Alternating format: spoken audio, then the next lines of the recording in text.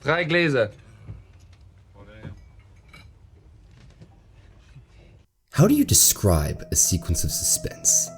It is a scene which on its face and out of context is boring, but with the knowledge of certain components in the scene, it is both terrifying and thrilling.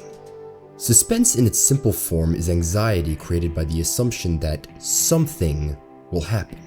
What is important to remember is that suspense is not about the surprise. It is about the time the audience spends waiting for the surprise.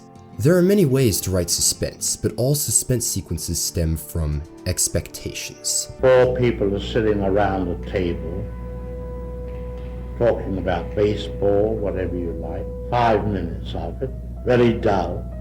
Suddenly, a bomb goes off, blows the people to smithereens. What do the audience have? 10 seconds of shock. Now take the same scene and tell the audience there is a bomb under that table and will go off in 5 minutes. Well, the whole emotion of the audience is totally different because you've given them that information, that in 5 minutes' time, that bomb will go off. Now the conversation about baseball becomes very vital because they're saying to you, don't be ridiculous, stop talking about baseball, there's a bomb under there.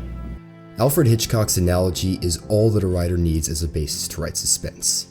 Most early writers will gravitate towards detonating the bomb. The trouble is that this is simply surprising.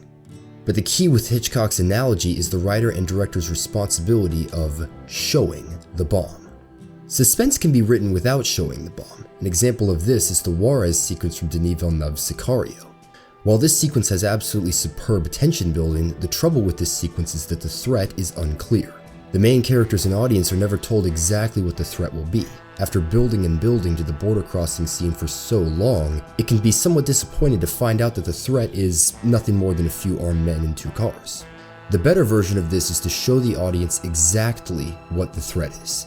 And to take it to the next level, show the audience what the threat is and don't show it to the main character or characters. Alfred Hitchcock's advice about the bomb under the table did not come from a lack of experience. The most clear-cut example of Hitchcock demonstrating his own method of suspense is the jungle gym scene from The Birds.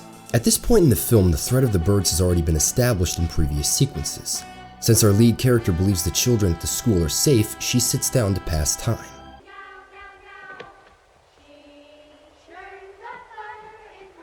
This establishing shot contradicts itself. In the foreground, Melanie is simply having a smoke representing boredom. In the background, however, birds begin perching, which establishes immediate danger. Our main character is talking about baseball in the foreground, but in the background, we are seeing the timer of the bomb counting down. After cutting back several times to the jungle gym, Hitchcock stops cutting back and focuses on Melanie. For nearly 30 seconds, the film never cuts back to the jungle gym. We only see a clueless Melanie casually smoking her cigarette.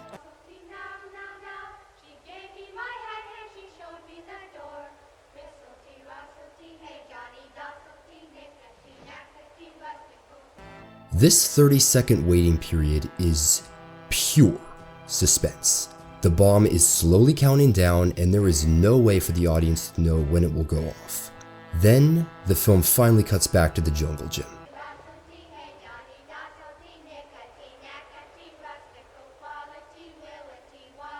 Even with the jungle gym blanketed in crows, the audience is still not given the sweet relief of having the bomb go off.